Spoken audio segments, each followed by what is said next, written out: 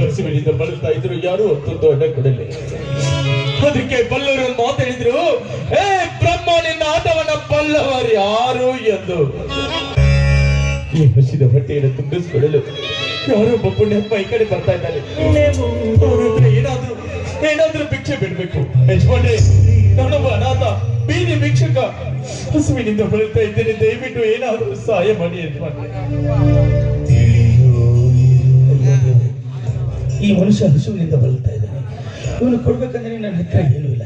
ನೋಡಪ್ಪ, ನೀನು ಕೊಡೋದಕ್ಕೆ ನನ್ನ ಹತ್ರ ಏನೂ ಇಲ್ಲ. ಹಾಗನ್ಬಿಡಿ ಯಜಮಾನ್ರೆ, ಈ ನನ್ನ ಹಸಿರು ಹೊಟ್ಟೆ ಮತ್ತೆ ಮತ್ತೆ ಹೇಳುತ್ತಿದೆ, ಇನ್ನೊಂದು ಕ್ಷಣ ನಿನಗೆ ಸಿಗದಿದ್ದರೆ ಅನ್ನ ಹಾರಿ ಹೋಗುವುದು ನಿನ್ನ ಪ್ರಾಣ ಎಂದು. ದಯವಿಟ್ಟು ಇಲ್ಲ ಅಂತೆ. ಈ ಹಸಿದ ಒಡಲನ್ನು ತುಂಬಿಸಲು ಏನಾದ್ರೂ ಸಹಾಯ ಮಾಡಿ ಯಜಮಾನ್ರೆ. ಅಯ್ಯೋ ದೇವರೇ, ಏನಪ್ಪ ಮಾಡೋದು? ಈ ಮನುಷ್ಯನಿಗೆ ಕೊಡ್ಬೇಕಾದ್ರೆ ನನ್ನ ಹತ್ರ ಏನೂ ಇಲ್ಲ. ನನ್ನ ಹತ್ರ 10 ರೂಪಾಯಿ ಇದೆ. ಈ 10 ರೂಪಾಯಿ ಕೊಟ್ರೆ ಈ ಮನುಷ್ಯನಿಗೆ ಏನಾದ್ರೂ ತಿನ್ಬಹುದು. ನೋಡಪ್ಪ, ನನ್ನ ಹತ್ರ 10 ರೂಪಾಯಿ ಇದೆ. ಈ 10 ರೂಪಾಯಿಯನ್ನ ಬಹಳ ದಿವಸದಿಂದ ನನ್ನ ಹತ್ರ ಜೋಪಾನವಾಗಿ ಇಟ್ಕೊಂಡು ಬಂದಿದ್ದೆ. ಇವತ್ತು ನಾನು ನಿನಗೆ ಕೊಡ್ತಾ ಇದ್ದೀನಿ. ಈ 10 ರೂಪಾಯಿ ತೆಗೆದುಕೊಂಡು ಏನಾದ್ರೂ ತಿನ್ನ. ದುಡ್ಡು, ಇದೇ ದುಡ್ಡು ಯಜಮಾನ್ರೆ ನನ್ನ ದಾರಿ ಬಿಡಿಸಿದ್ದು. ಇದೇ ದುಡ್ಡಿಗಾಗಿ ದಾರಿ ಬಿಟ್ಟೆ. ಇದೇ ದುಡ್ಡಿಗಾಗಿ ಹೆತ್ತ ತಂದೆ ತಾಯಿಯಂತಿರುವ ಅಣ್ಣಾತಿಗೆರನ್ನ ವಾತು ಹೊರ ಹಾಕಿದೆ. ಇದೇ ದುಡ್ಡಿಗಾಗಿ ಮಾಡಬಾರದು ಕೆಲಸ ಮಾಡಿ ಇಂದು ಬೀದಿ ಅಲಿದು ಭಿಕ್ಷೆ ಬೇಡ್ತಾ ಇದ್ದೀನಿ. ಜೀವನಕ್ಕೆ ಆಪತ್ತು ತರುವ ಈ ದುಡ್ಡಿನ ಸಹವಾಸವೇ ನನಗೆ ಬೇಡ. ಕಣ್ಣೀರಿದು ರಕ್ತ ಕಣ್ಣೀರಿದು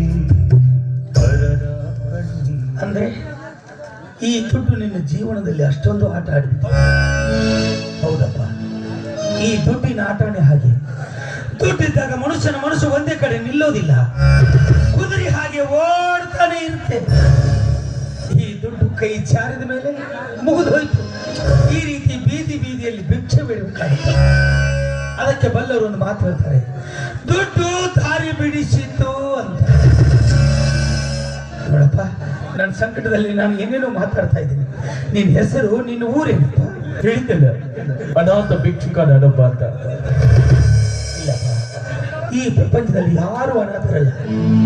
ಎಲ್ಲರಿಗೆ ತಂದೆ ಸ್ವರೂಪನಾಗೊಬ್ಬ ಮೇಲಿದ್ದಾನೆ. ಅವನ ಆಟ ಆಡಿಸ್ತಾನೆ, ಆಡಲೇಬೇಕು. ನೋಡು, ನಿನ್ನ ಊರು, ನಿನ್ನ ಹೆಸರು ಹೇಳದೆ ಹೋದ್ರೆ ನಿನ್ನ ಹೆತ್ತ ತಾಯಿ ಮೇಲೆ ಮಾಡಿ. ನನ್ನೂರು ಧರ್ಮಪುರದಾಗ ಒಬ್ಬ ದೇವ ಮಾನವ ಅದಾನ. ಆ ದೇವ ಮಾನವನ ಹೆಸರು ಧರ್ಮಣ್ಣ ಅಂತ. ಆ ಧರ್ಮಣ್ಣನ ಪಾಪಿ ತಮ್ಮ ಕರ್ಮರಾಜ ನಾನು. ಅಂದ್ರೆ ನೀನು ನನ್ನ ತಮ್ಮ ಕರುರಾಜ. ಅಯ್ಯೋ ದೇವ್ರೆ, ಕೊನೆಗೂ ನನ್ನ ತಮ್ಮ ನಾನು ಸಿಕ್ಬಿಟ್ಟ. ನಾನು ನಿನ್ನ ಧರ್ಮಣ್ಣ ಅಲ್ಲ.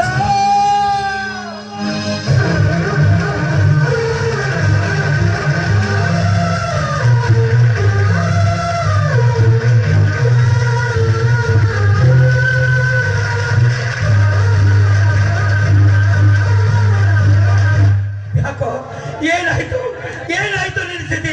ಈ ಸ್ಥಿತಿಗೆ ಕಾರಣ ನೀಚ ಶ್ರೀಕಾಂತ್ ಗೌಡ.